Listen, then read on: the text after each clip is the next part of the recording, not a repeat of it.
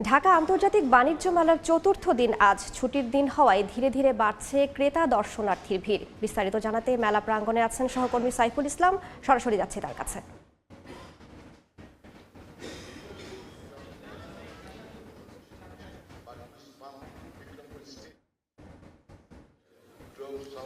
চতুর্থ দিনের মতো এই ঢাকা আন্তর্জাতিক বাণিজ্য মেলা চলছে। সকালবেলা সূর্যের হাসি আমরা দেখেছিলাম, কিন্তু এই মুহূর্তে সূর্যের দেখা কিন্তু নেই।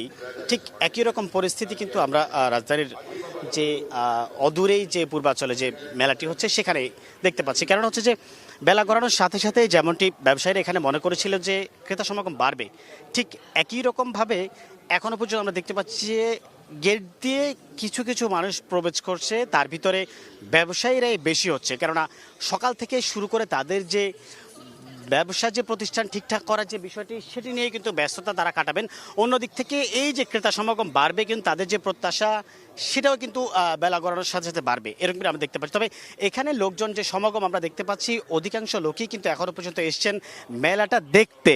কেননা হচ্ছে যে মেলা দেখার পাশাপাশি যখন পছন্দের পণ্যটি তারা পাবেন, সাথে সাথে কিন্তু ক্রয় করবেন, এমনটি কিন্তু আমরা দেখেছি। এর পাশাপাশি ব্যবসায়ীরা তাদের যে প্রত্যাশা, যে আমরা জানি যে মেলার প্রথম 15 দিন পর্যন্ত কিন্তু ক্রেতা সমাগম থাকে, কিন্তু সেই মুহূর্তে কিন্তু বিক্রি কিনেটা কিন্তু তুলনামূলকভাবে কম হয়। ঠিক 15 দিন পরেই কিন্তু জমজমাট ভাবে ঠিক যেভাবে গড়ে ওঠে, সেভাবেই কিন্তু বিক্রি কিনে আমরা দেখতে পারি। তবে এইবার একটু ইউনিক, তার কারণ হচ্ছে যে এই যে অনলাইনের মাধ্যমে কিন্তু ব্যবসা প্রতিষ্ঠানগুলো যে যার যার মতো করে পছন্দ করে কিন্তু কিনতে পেরেছেন, এবং যে যার যার মতো করেই কিন্তু স্টল নিয়ে বসতে পেরেছেন।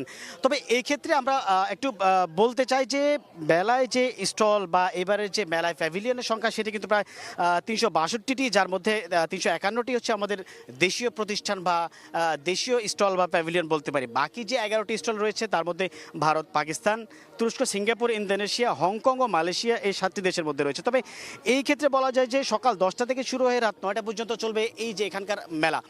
তবে আগত যে ক্রেতারা এখানে এসেছেন, সকলের মাঝে কিন্তু একটা উৎফুল্ল ভাব আমরা দেখতে পেয়েছি। কেননা সবাই চায় যে পছন্দের পণ্যটি যে শুধুমাত্র দেশীয় ব্যবস্থাপনা তৈরি তা নয়, বিদেশি যে পণ্যটি হাতের নাগালে পাবেন সেটি কিন্তু ক্রয় করবেন।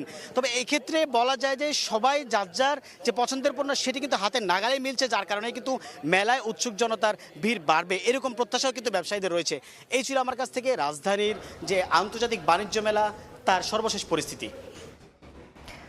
ঢাকা আন্তর্জাতিক বাণিজ্য মেলার খবর জানাচ্ছিলেন সহকর্মী সাইফুল ইসলাম।